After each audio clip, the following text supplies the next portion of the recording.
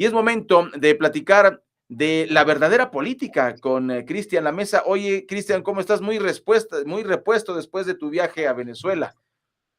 Hola, Rey querido, ¿cómo estás? Un saludo grande para vos, para la audiencia. Y sí, la verdad que fueron 9 días muy intensos, muy gratos y de conocer por primera vez y de primera mano un país hermano como es la República Bolivariana de Venezuela y descubrir, obviamente, lo cual no fue una sorpresa, por supuesto que conocemos la propaganda occidental como opera, y por supuesto que encontrarme con una realidad que no es la que pintan y que aparte me sorprendió para mejor incluso de lo que esperaba. Muy bien, yo creo que ese es uno de los temas, de los 4 temas del día de hoy, mi querido Cristian, pues bueno, tu visita a Venezuela y sobre todo desmitificar esta narrativa que es compleja, porque la gente cree lo que escucha. Yo he tenido discusiones en WhatsApp con mucha gente y hasta hay molestia, incluso periodistas mexicanos hablan con el hígado y yo no sé por qué les duele tanto, ¿no? Y estoy hablando de Joaquín López Dóriga, estoy hablando de Carlos Loret de Mola, estoy hablando de Carlos Marín, 3 periodistas, 3 ejemplos que te puedo decir, que cuando Venezuela hasta se les traba la mandíbula, dices, oye, pero tú como periodista sabes más de lo que dices, ¿no? Entonces sí hay un tema. Ya nos platicabas en la última intervención que tuviste desde Venezuela, pues el panorama completamente distinto. Un elemento que te llame la atención de tu visita que no es difundida por los medios internacionales de lo que ocurre realmente en Venezuela. Bueno, principalmente me encontré con un país muy seguro. Eso realmente fue una sorpresa y una grata sorpresa. No es el caos de inseguridad que pinta, más bien todo lo contrario, mucha presencia policial, lo cual yo particularmente lo agradezco y me parece que es bueno. Entonces me encontré, como te decía, con un país en mucha calma, en el medio del desarrollo de los comicios municipales, que también vi que se desarrollaron con total normalidad. No tuve ningún tipo de restricción respecto a con quién hablar, de qué hablar, qué preguntar. Estuve totalmente libre como para hacerlo como un observador internacional. Y lo que percibí también, y esto fue unánime de toda la gente con la que hablé, no solo en ese ámbito, sino también en supermercados, que fui solo incluso para ver ese aspecto también, el agradecimiento de cuando yo les manifestaba cuál era mi trabajo y lo que estaba buscando, haciendo algunos videos, por ejemplo, en ese supermercado, la gratitud de la gente diciendo muchas gracias por mostrar la realidad de nuestro país, siendo evidentemente muy conscientes de la campaña de desprestigio que se hace contra este país.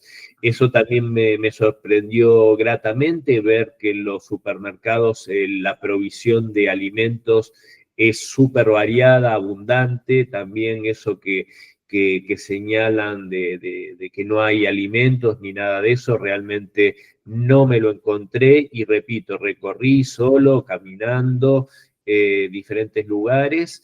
Y también algo que me sorprendió, que realmente me pareció destacable, y recorrimos mucho y recorrí mucho, fue no ver gente, no digo que no lo haya, pero yo en todo lo que recorrí mucho, no me encontré con gente viviendo en la calle, lo que desgraciadamente, y con mucho dolor lo digo, sí es habitual, por ejemplo, en mi país, en la ciudad de Buenos Aires, es habitual ver gente, familias enteras viviendo en la calle, lo cual, repito, me da muchísimo dolor, creo que a cualquiera de nosotros nos apena, y en Venezuela no me encontré con eso, me encontré con barrios populares que están en pleno desarrollo y construcción, otros ya construidos, en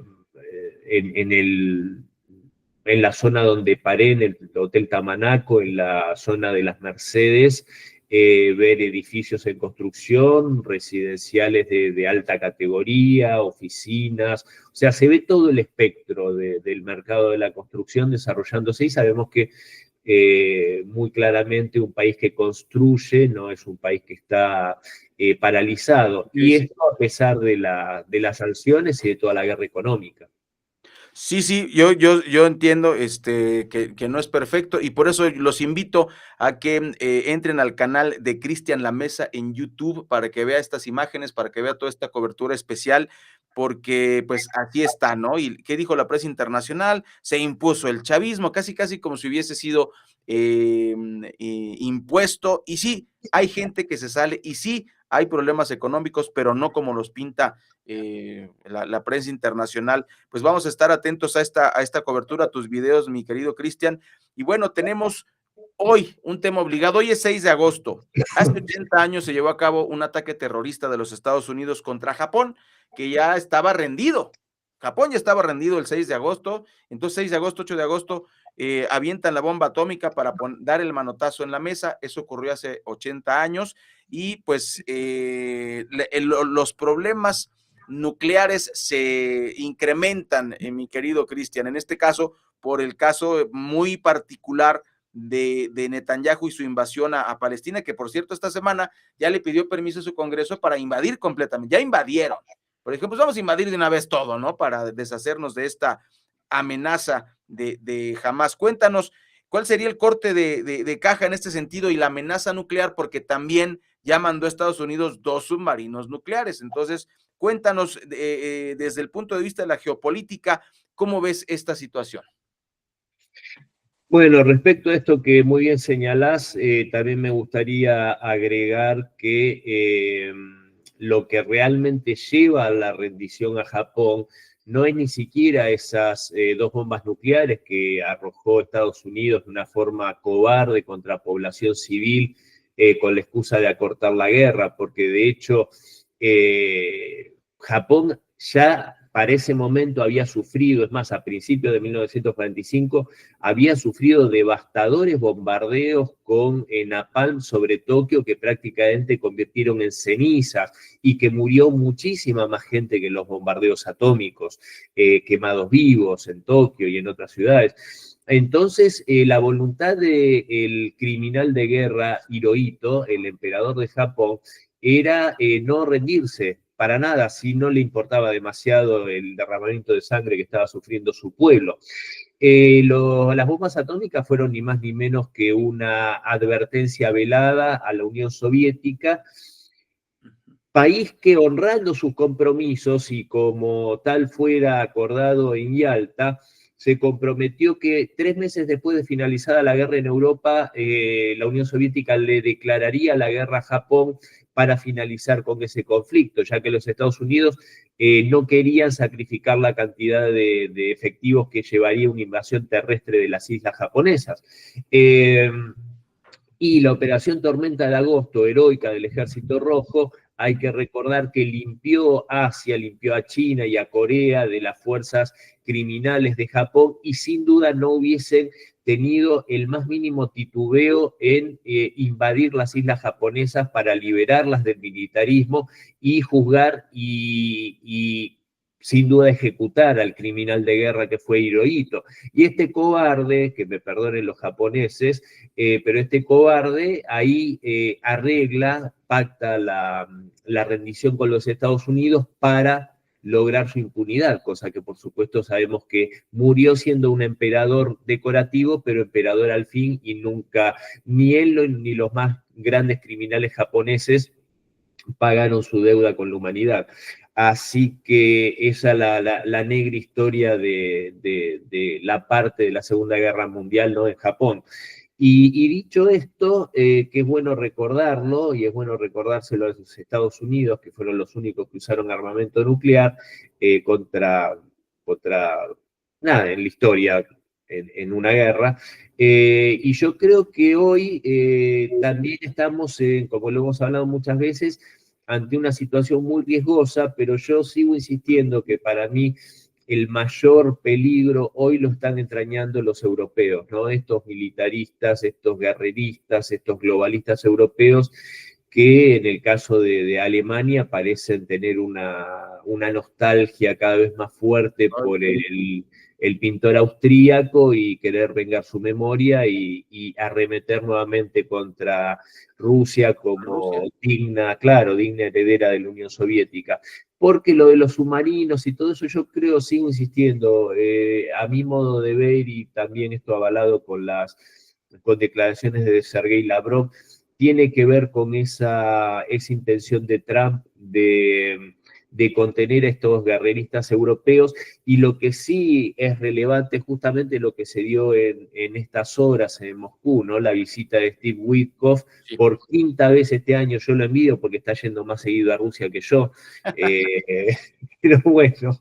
Eh, pero bueno, con un muy buen fin y yo creo que va a ser más que auspiciosa esta ronda de conversación, una reunión de más de 3 horas con Sí. Vladimir Putin y creo que ese sí es el punto relevante y sobre lo que hay que poner la lupa porque creo que pueden venir buenas novedades respecto a esta reunión, querido Rey. Sí, sí, sí, efectivamente, ahí estuvo, el señor, Witkoff y, hay varios puntos, ¿no?, en el tema de la guerra con Ucrania. Vamos a darle seguimiento, por supuesto, nos interesa a todos, pues, que esto se resuelva bien, ¿no? Tenemos estos temores y, pues, creo que no ha habido una respuesta agresiva de parte de China y Rusia con el tema de estos 2 submarinos, como dices, ojalá que sea para contener y que no sea una confrontación para controlar este estrecho que afecta a Rusia y a China. Pero en el caso de Netanyahu, ¿qué te parece pedirle al gobierno permiso para invadir y además amenazar a aquellos que no estén de acuerdo con él? No, a ver, lo de Netanyahu ya es algo demencial, realmente es difícil incluso de analizar, Rey, porque es un Mm, tipo que está usando la política interior y exterior de su país en función de sus propios intereses, de sus especulaciones respecto a las graves causas de corrupción que tiene ante la justicia israelí y no duda en usar cualquier tipo de argumento, de estirar guerras. Vos fíjate que los rehenes secuestrados por Hamas nunca fueron prioridad para Netanyahu. no, Práctica poco y nada hizo para recuperarlos. Vos fíjate que hasta incluso cuando fue que logra Witkoff, el mismo negociador del que estamos hablando, cuando logra esa primer tregua con Hamas antes de la asunción de Trump como presidente, el mismo Netanyahu le ponía palos en la rueda y decía que no lo podía recibir porque era el Shabbat, una ridiculez sí. gigantesca. Entonces realmente lo que decía, es difícil analizarlo porque es un tipo que rompió todos los manuales, realmente hizo todo en función de sus intereses, incluso permitir el ataque del 7 de octubre, del cual tenía conocimiento, ya prácticamente no hay dudas al respecto y hay suficientes pruebas para sostenerlo, y, y sigue haciendo todo en función de esto, hacer una limpieza étnica en toda regla contra la población de Gaza. No me extrañaría que después siga con Cisjordania.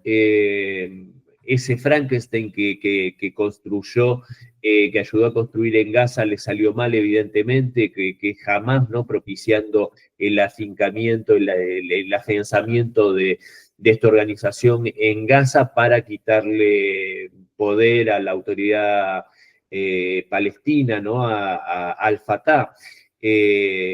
Pero bueno, todo, vos fijate como todo lo hacen con ese manual que parece copiado de los anglosajones de divide y reinarás y Ujú. utilizar todo, todo lo que esté a su alcance para llevar a cabo sus objetivos. Incluso, y lo pudimos ver claramente con los terroristas que tomaron el poder en Siria, cómo finalmente se corroboró todo lo que esos informes que recibíamos, donde figuraba que militantes terroristas de Al Qaeda eran atendidos en hospitales israelíes cuando eran heridos de gravedad y pudimos ver la actitud de Al-Golani cuando tomó el poder en Siria. Oye, fíjate, haciendo un apunte en ese sentido, pues 2 ideas me vienen a la mente. La primera, pues, la CIA en su momento en Latinoamérica, por ejemplo, y lo vivieron más ustedes que nosotros, porque nosotros tuvimos una dictadura perfecta, así se le llamó, pero Estados Unidos puso dictadores en Argentina, en Brasil, en Paraguay, en Uruguay, y ahora en este caso ponen a Hamas, y después, cuando ya no les conviene, cuando ya se les salen del huacal, como decimos los mexicanos, o ya no hacen caso, pues entonces los quieren quitar, pero ¿de qué manera? Y la segunda idea que te quisiera compartir, Cristian, es esta imagen terrible de este prisionero de Israel, en condiciones pues muy lamentables, pero eso es culpa de Israel, eso no es culpa de Palestina. Quien ha cerrado el tema de la comida allá son los de Israel. Y hemos visto estas imágenes terribles y me parece pues muy triste que la gente siga subvalorando la vida de la gente en Gaza, de los palestinos, y que favorezca, digamos, la vida de un solo monito. O sea, con todo respeto para este ser humano que está sufriendo lo mismo que millones. Dicen, las cifras nos dicen miles. No es cierto. Si vivir hacinado, casi 2 millones de personas en un pedacito por esta guerra y ser asesinados cuando van por comida, me parece que debería indignarnos. Y sí, también nos indigna que este rehén la esté pasando tan mal, pero pues ¿quién tiene la culpa? Israel. No, comparto absolutamente todo lo que acabas de decir. De hecho, lo dijo la representante republicana Marjorie Taylor Greene, lo dijo con todas las letras. Lo que está ocurriendo en Gaza es un genocidio, o sea, sin medias tintas, lo definió. Lo cual me parece súper interesante. Y también mencionó eso, dijo que las vidas israelíes no valen más que las vidas palestinas, no valen más que otra vida, toda vida vale uno. Todavía, sí. Y en eso yo separaría, yo creo que hay que separar claramente, ¿sabés cuál es mi pensamiento, mi forma de ver las cosas? Para mí es un error equiparar y poner en la misma bolsa a Hamás y al pueblo palestino. Más allá de que lo hayan votado, que lo hayan elegido en lugar de Al-Fatah, de la Autoridad Nacional Palestina, yo sostengo, Hamás es una organización terrorista que se ataque a población civil, que se secuestre, no son cosas que estén contempladas en las reglas de la guerra y no lo puedo ni lo voy a avalar. Ahora que tomándolo como excusa, porque incluso lo que hace Hamas no podía no prever que le estaba dando la excusa perfecta a un régimen criminal como el de Israel para hacer las atrocidades que está haciendo. Porque Netanyahu se ampara en eso. Y vos fijate que los rehenes nunca fueron prioridad porque cuanto más se prolongue el tema de los rehenes, más le conviene a Netanyahu. Y vos fíjate, analízalo, vos sos una persona muy inteligente, Rey. ¿A cuento de qué vienen las imágenes de este rehén israelí? ¿No viene a avivar la situación? Sí, sí. A avivarla. Entonces, jamás yo analizaría muy profundamente cuáles son los intereses que finalmente movilizan a Hamas. Y por supuesto que comparto con vos, esto es algo que fue funcional a los intereses de Netanyahu y realmente yo creo que poco le importa no solo la suerte de los palestinos, sino también la suerte de los israelíes. Hubo hace pocas horas, hace apenas un par de días, una carta que le dirigieron a Donald Trump un grupo de militares de alto rango israelíes pidiéndole que por favor interceda para terminar con esta guerra. O sea, vos fijate, militares israelíes. Vos fijate también que se encaprichó en ese ataque a la República Islámica del Irán, que Sí. costó a Israel, nunca en su historia sufrió el castigo que sufrió en sus ciudades, como Tel Aviv, Jaffa, Beersheba y otras ciudades que fueron en algunos puntos había militares israelíes que decían que les parecía estar viendo Gaza y no una ciudad israelí. Entonces, este tipo realmente es una amenaza para la paz mundial, está siendo un criminal para los palestinos, ha actuado, le ha sido muy funcional jamás a sus intereses y creo que realmente yo no sé de qué modo, mejor dicho, sí, me lo imagino, yo creo que el que tiene la llave para esto, hay que ver si tiene la habilidad y las ganas por usarla, es Donald Trump, porque no veo que otro actor internacional pueda realmente, más allá de una intervención militar, que no creo que sea posible, No, no, no. pueda ponerle coto a este personaje. Sí, por supuesto, y sobre todo también cortarle los recursos, ¿no? Creo que está por parte de Estados Unidos, que es principalmente quien llena de armas a Israel. Oye, quisiera terminar con 2 ideas, obviamente, tu conclusión general, pero, ¿qué opinas de la opinión de Macron, que en septiembre dice que va a reconocer a Palestina ante la ONU? Veremos si esto realmente ocurre y, ¿cuál será la agenda de Francia en este sentido? que pues parece que se empieza a distanciar más de los Estados Unidos? A ver, lo que pasa que también hay que recordar que algo similar dijo, no respecto a las fechas, pero Ujú, Pedro Sánchez, el socialista, entre comillas, español. A ver, para la agenda globalista, el tema palestino o para ciertos grupos progresistas que están contenidos en este globalismo, el tema palestino es un tema que tienen prioritariamente en agenda. ujú, Esto es una descripción, no es ni bueno ni malo, o sea, no lo describo como una valoración, sino como un hecho de la realidad. Entonces, para algunos de estos líderes globalistas, hay que recordar que Macron es la banca Rothschild, del mismo modo que ujú. Merz es el grupo de inversión BlackRock, BlackRock, podemos enumerar a varios. sí, Estos tipos buscan, porque tampoco les importa ni el pueblo palestino ni sí, nada, no, porque de no, hecho no, no. están gobernando en contra de los intereses de sus propios pueblos, llevándolos a un deterioro económico y a un deterioro industrial de sus países que van a pagar caro a la brevedad. Pero sí les reditúa en su imagen ante estas audiencias progresistas, liberal progresistas, globalistas. Entonces, yo creo que más que nada lo hacen con esa intención. Países, mandatarios, líderes que están con una popularidad totalmente por los suelos, Ujú, ujú. bueno, es uno de los manotazos de ahogado, agarrar la agenda palestina y, bueno, tomarla como propia y sumar unos puntos ante unos incautos que realmente a mí, Macron, Merz, eh, Ujú, ujú. eh, Sánchez, pueden Sánchez. salir con la bandera palestina, pueden salir con lo que sea y van a seguir siendo enemigos de la humanidad sin ningún tipo de dudas. Sí, sí, porque son del G7 y lo que llama la atención es lo que dices, ¿no? ¿Por qué ahorita? ¿Por qué Emmanuel Macron no ha reconocido, e incluso Francia, quitemos el personaje de Emmanuel Macron, que sabemos que hay un estado profundo detrás de todos ellos, ¿por qué hasta ahorita, como tú dices, como bien dices, creo yo, Cristian, por qué hasta ahorita reconocerlo? Y ¿cómo cierras esta semana en la geopolítica mundial? Bueno, yo pondría nuevamente el acento en la reunión Witkoff-Putin. Yo creo que va a dar algunas novedades en las próximas horas. Creo que es uno de los hechos más relevantes de la semana, sin lugar a dudas, mucho más que el cruce entre Medvedev y Trump. Sí. Es para la tribuna. Esto es de verdad, yo creo que va a ser relevante y puede abrir unas perspectivas más que interesantes para las próximas semanas también. Ojalá que sí, y que pues ya el payaso este que trabaja como presidente de Ucrania, pues ya lo quiten y que ya se terminen ahí las Sí. hostilidades. Y yo siempre diré lo mismo, Cristian, no hemos visto imágenes tan terribles como las de Palestina en Ucrania.